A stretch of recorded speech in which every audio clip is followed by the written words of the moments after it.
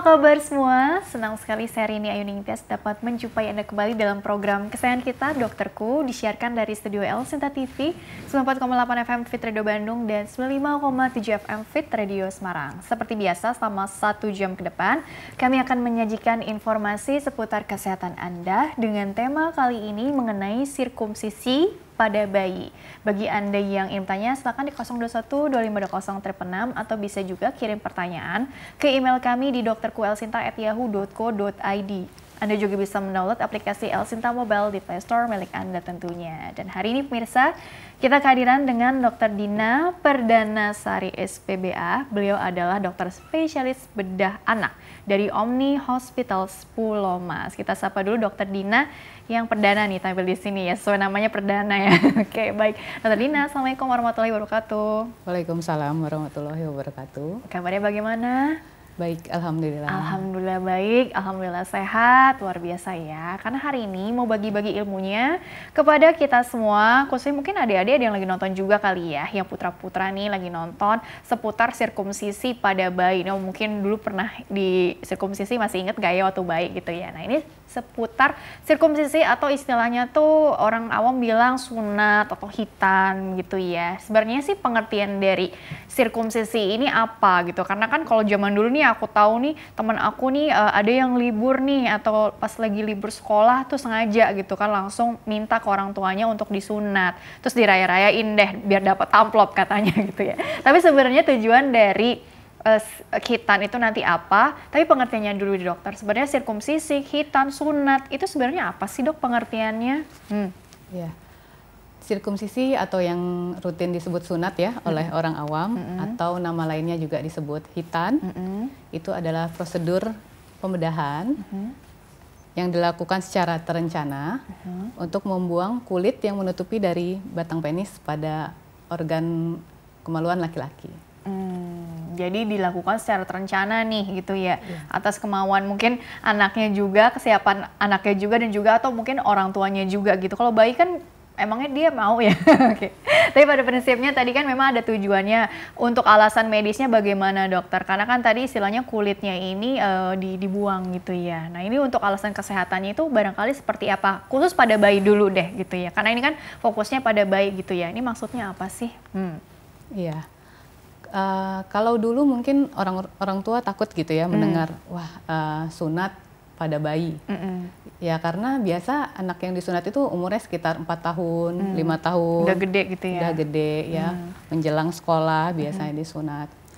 Namun beberapa penelitian terbaru ya, ada dari guidelines atau protap gitu ya, protap dari Amerika yang menyatakan bahwa dengan kita melakukan sunat pada bayi, itu akan mengurangi resiko infeksi, terutama pada bayi di bawah usia 6 bulan. Jadi terutama di usia di bawah 6 bulan itu mengurangi resiko infeksi saluran kemih ya maksudnya ya dok ya?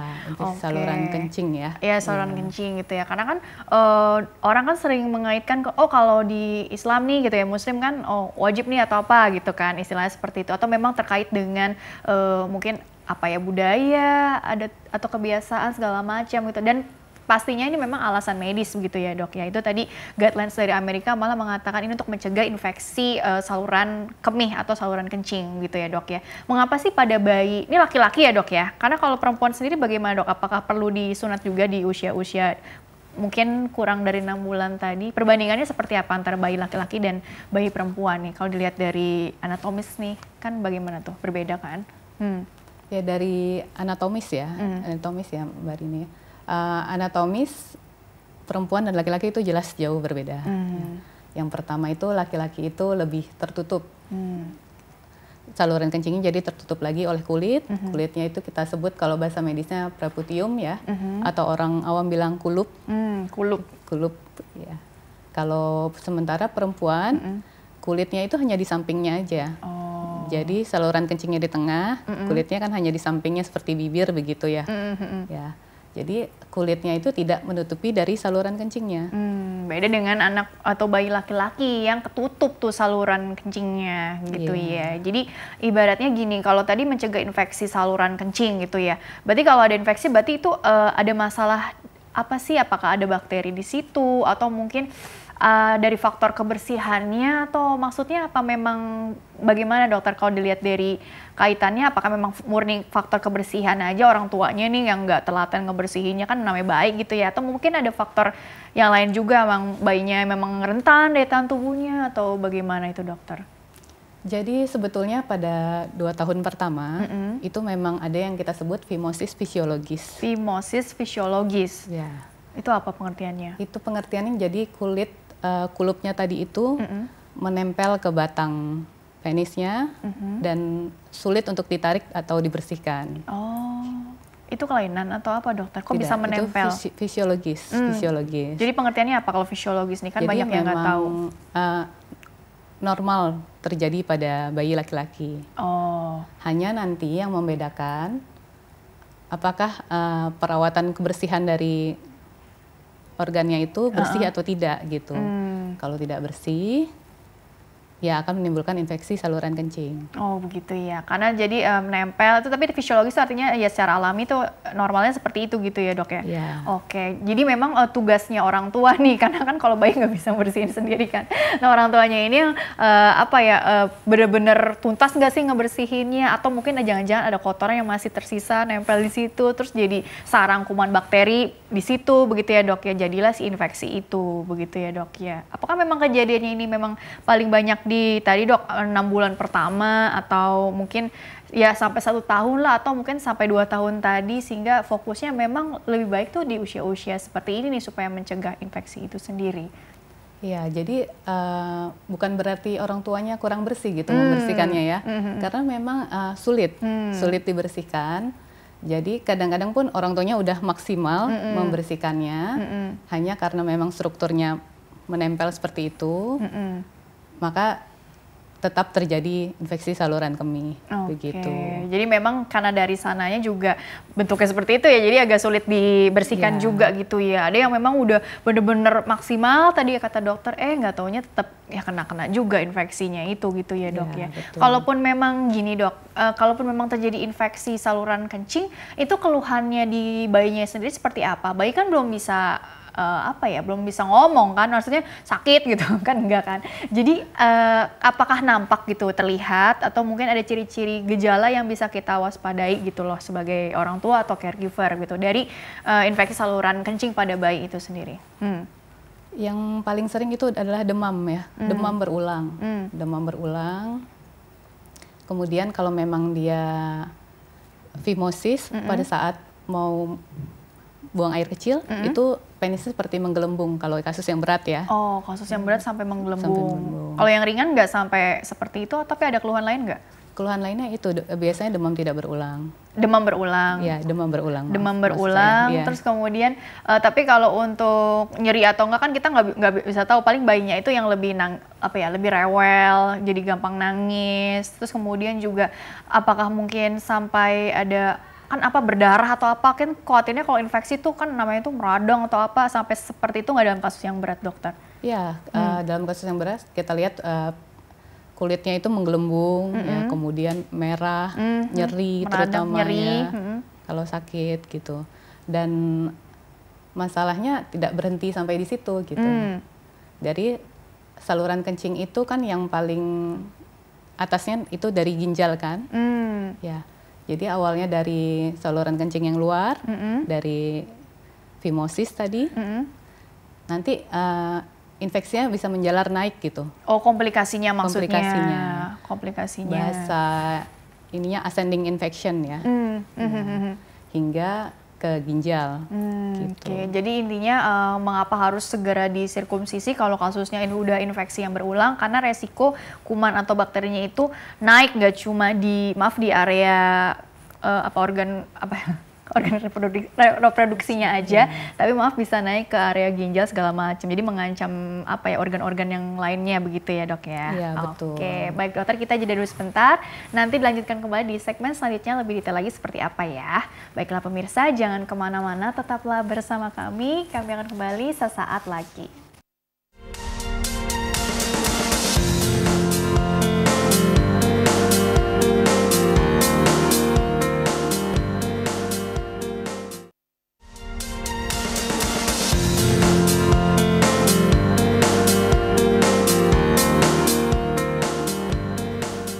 Ya pemirsa, terima kasih Anda masih bersama kami di program Dokterku. Masih membahas ya mengenai sirkumsisi pada bayi.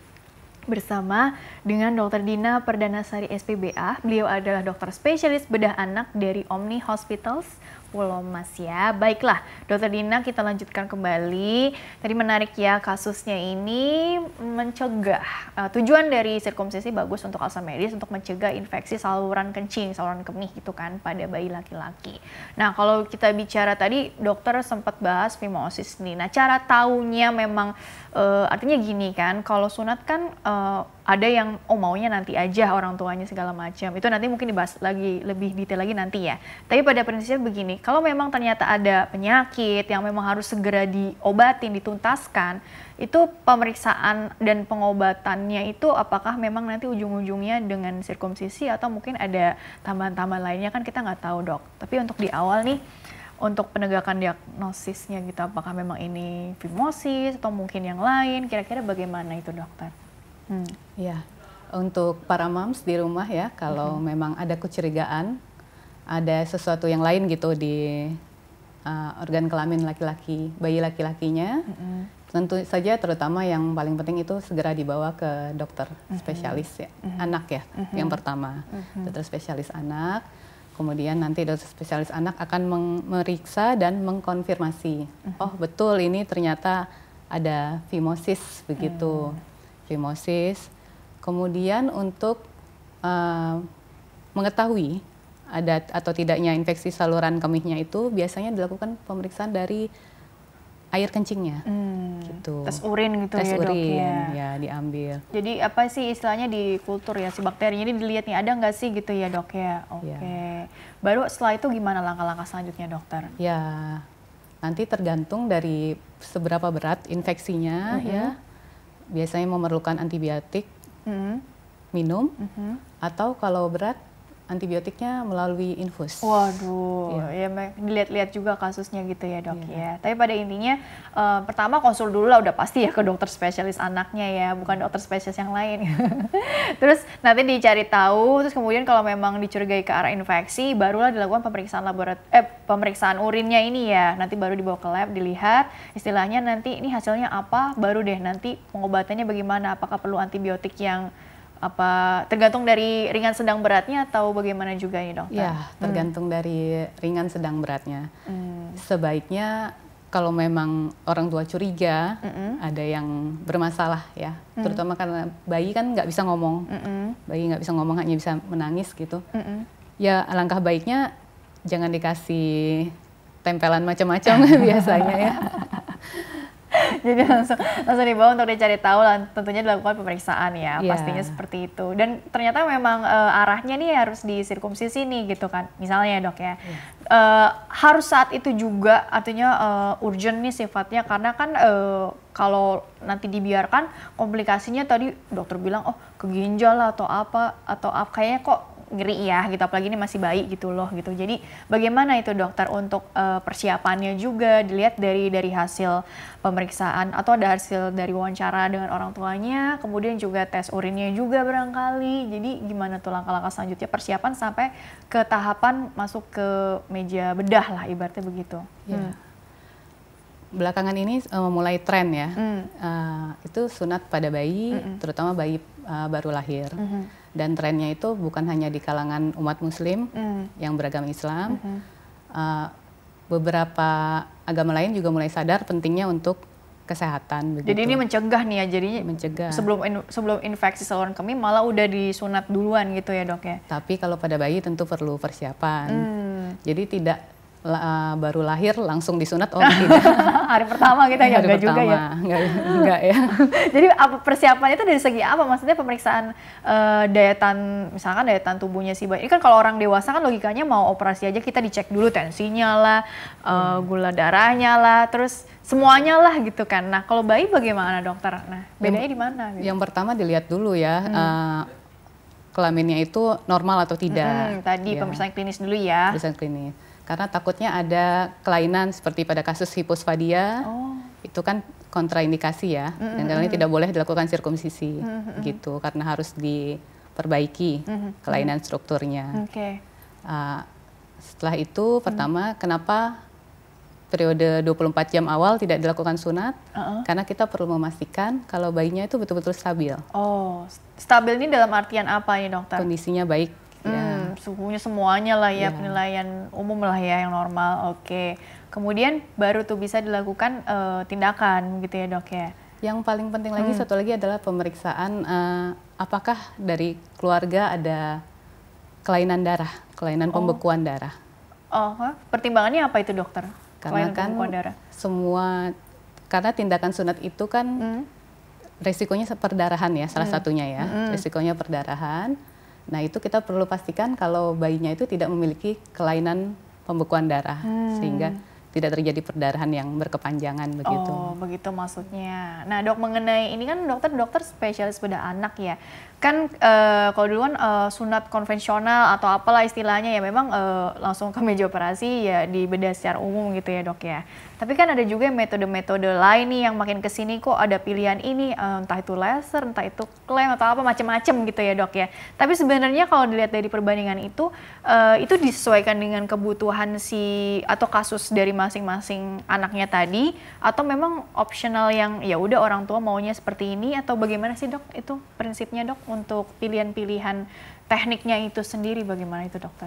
Tekniknya beragam ya, banyak sekali. Iya jadi bingung kan, mau yang mana nih gitu, bagusnya apa gitu kan. Ya, secara garis besar dibagi menjadi dua ya. Satu menggunakan benang jahit, satu lagi tidak menggunakan benang jahit atau dengan klem kita nyebutnya. Dengan klem, dengan laser itu kan tidak menggunakan benang jahit. Ya, tergantung dari orang tua bagaimana memilihnya yang mana. Hanya kalau pada bayi saya pribadi lebih memilih menggunakan teknik klem ya. Oh begitu. Ya. Tapi intinya kalau untuk kasus-kasus yang berarti ini lebih disarankan yang klem ini atau mungkin yang bedah konvensional begitu dokter? Artinya di-cut secara umum aja gitu? Secara umum ya. Tergantung pilihan. Jadi bukan berarti salah satu lebih baik gitu. Gitu ya dok ya. Saya pun mengerjakan yang dengan benang jahit. Tapi dengan klem pun juga mengerjakan. Iya, soalnya kan kadang-kadang orang tua tuh bingung gitu, mana yang lebih baik sih, mana yang lebih minim resiko sih gitu kan, mana yang lebih membuat bayi ini merasa nyaman, terus juga recovery-nya lebih cepat atau apa, kan biasanya itu kan pertimbangan-pertimbangannya. Tapi sebenarnya dilihat lagi pilihannya itu bisa didiskusikan lagi ke dokternya, dokter bedah anaknya, kemudian juga dilihat juga kasus per kasus juga kali ya dok ya. Oke, kurang lebih seperti itu ya. Sekarang kita masuk ke pertanyaan dari email dulu ya dok ya. Karena nih pertanyaan emailnya ada cukup banyak nih, ada 3. Jadi dibahas satu persatu dulu ya. Bagi pemirsa yang ingin bertanya via email, silakan kirim saja pertanyaan ke email kami di drkuelsinta@yahoo.co.id. Format lengkapnya di bawah ini nih pemirsa. Jadi nama, usia bayinya atau usia anak Anda, serta tempat tinggal Anda ya. Baik, pertanyaan pertama ini dari Ibu Diah dari Tambun, Bekasi. Assalamualaikum. Waalaikumsalam. Kalau untuk sunat itu paling baik di usia berapa dokter? Nah ini tergantung pilihan, tergantung kasus, atau tergantung dana barangkali, kan macam-macam dok. Ya kan, tar aja bapak sama ibu belum ada duit gitu kan. Kan ada juga yang seperti itu kan. Jadi sebenarnya bagaimana kita bisa menilai secara bijak kapan waktu yang ideal atau tepat untuk si anak ini disunat atau dihitan, disirkumsisi. Apakah memang kesiapan mental si anak juga, kalau bukan anak bayi gitu ya. Atau mungkin faktor-faktor lain yang perlu dipertimbangkan lagi oleh orang tua dokter, atau liburan atau apa, waktu-waktu timingnya juga yang diperhatikan atau bagaimana dokter?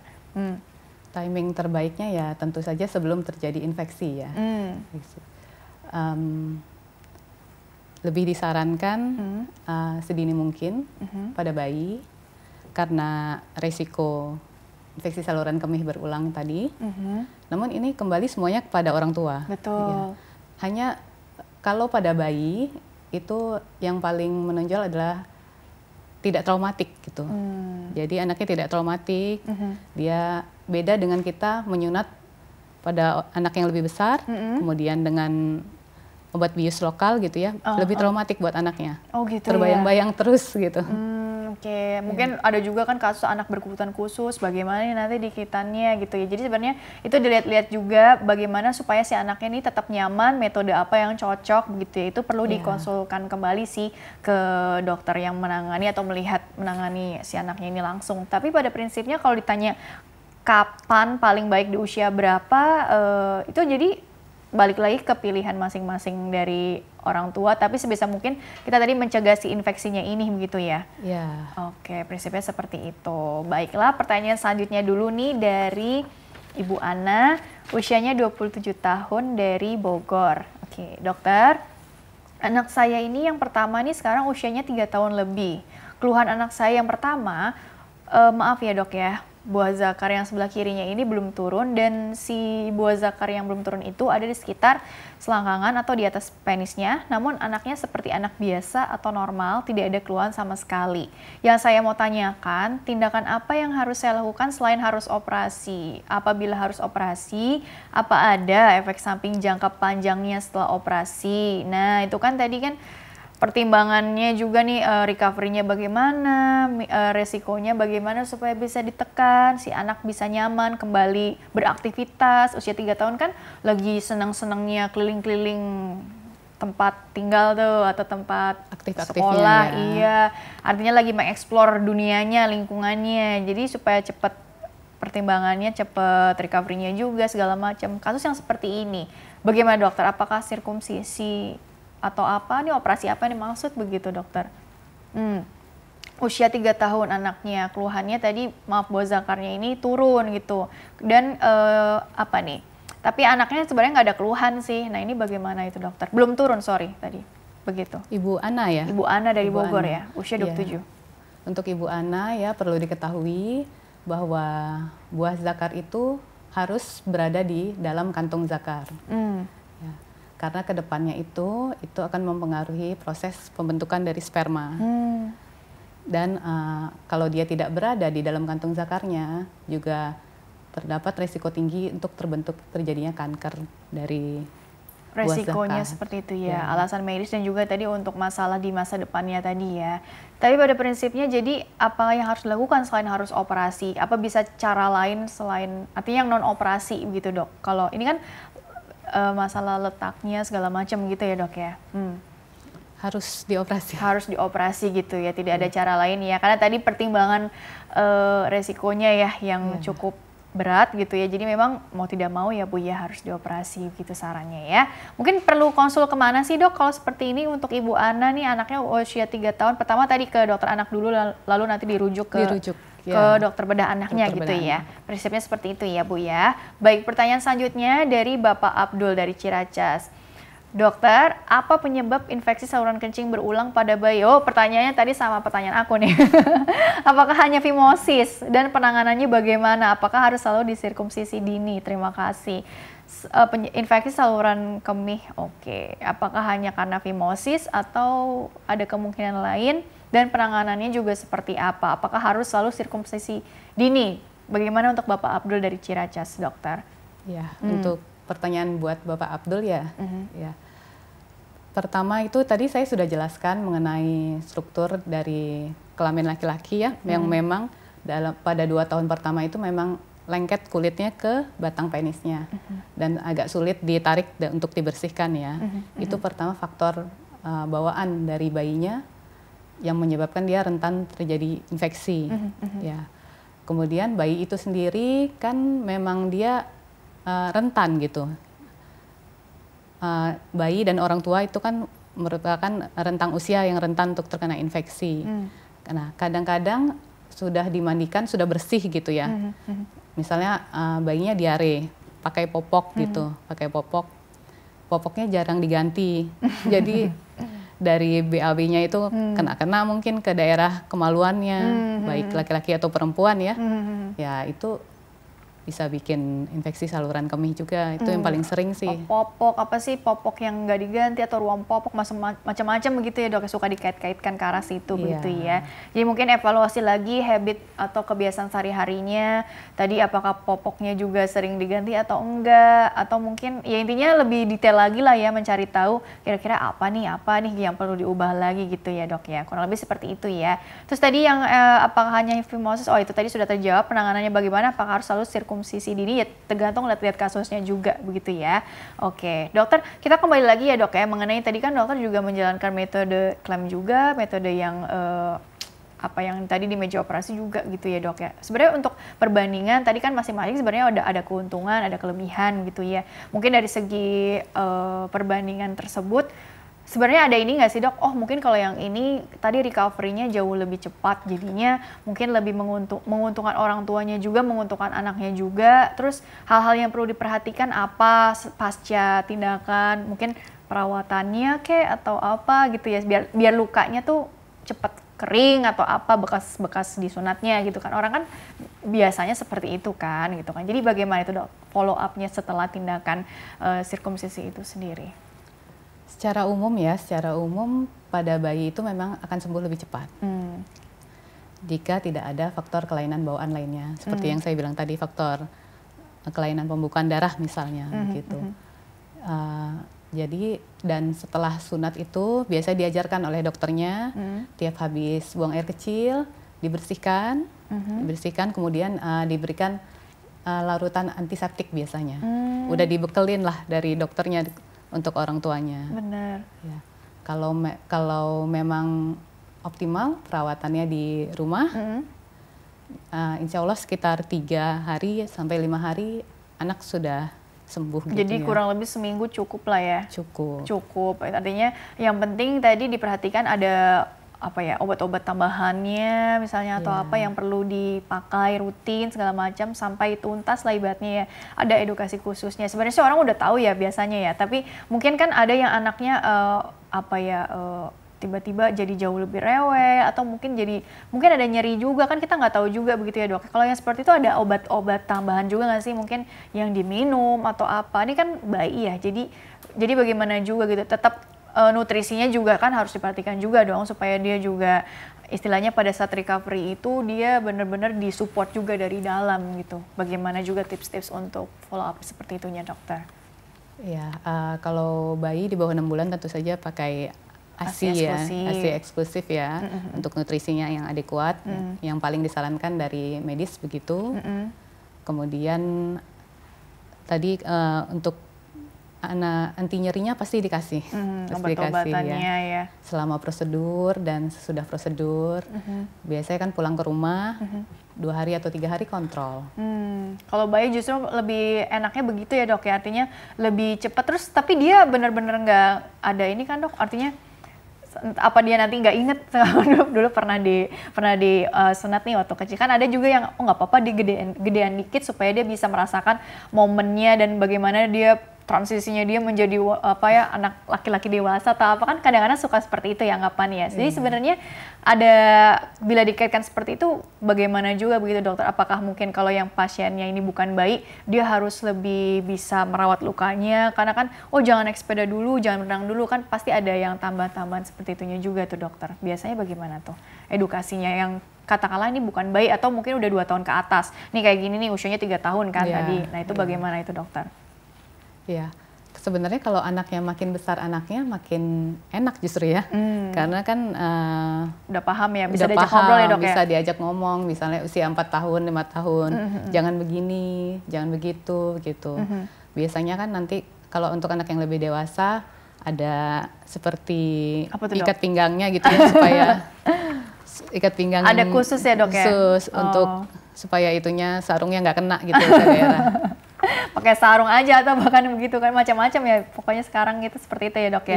Tapi artinya mungkin untuk pergerakannya juga apa perlu dibatasi dulu atau apa, itu sebenarnya udah pada tahu sih ya. Pada prinsipnya seperti itulah ya. Pokoknya tinggal gimana nyamannya si anaknya aja gitu kan ya. Kalaupun memang ada yang penting bersih ya. Yang penting bersih. Kalaupun maaf ada luka atau infeksi atau nggak nyaman, itu kan nanti bisa dilihat-lihat lagi, bisa dikonsulkan lagi lebih detail lagi seperti apa gitu ya, Dok ya. Oke, dokter, kita jeda dulu kali ya. Baru nanti dilanjutkan kembali di segmen terakhir ya. Mungkin segmen terakhir itu lebih ke bagaimana nanti kesimpulannya dan mungkin ada tips-tips tambahan lainnya juga dari dokter ya. Baiklah pemirsa, jangan kemana-mana, tetaplah bersama kami akan kembali sesaat lagi.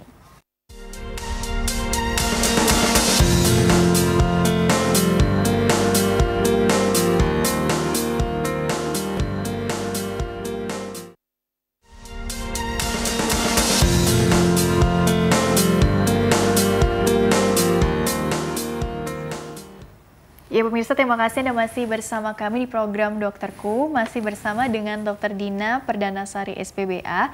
Beliau adalah dokter spesialis bedah anak dari Omni Hospitals Pulau Mas, masih membahas mengenai sirkumsisi pada bayi. Dan dokter dilanjutkan kembali ya, jadi bagaimana sekarang untuk menekankan kembali si tips-tipsnya untuk khususnya orang tua atau caregiver yang sehari-harinya ini memang yang mengamati putranya mereka gitu kan ya. Jadi bagaimana sih mengenali tanda-tanda sekali lagi kalau memang ini curiganya ke arah infeksi saluran kencing gitu pada si anak. Apalagi si bayi ini belum bisa mengeluh. Jadi tanda-tanda yang perlu alarm tubuhnya lah yang perlu dicermati lagi lebih detail lagi, sehingga jangan ditunda-tunda, jangan mengambil kesimpulan sendiri, ngobatin diri sendiri apalagi gitu kan. Jadi bagaimana sih langkah-langkahnya juga itu, dokter? Silakan. Ya. Khusus untuk perawatan bayi ya, terutama bayi laki-laki, memang dari para moms di rumah itu harus memeriksa secara rutin bagaimanakah kondisi dari alat kelaminnya itu sendiri. Apakah ada kemerahan, apakah ada menggelembung seperti yang tadi saya bilang, kemudian seperti pada kasus tadi yang Ibu Ana tanyakan, buah zakarnya apakah ada di kedua kantungnya. Gitu.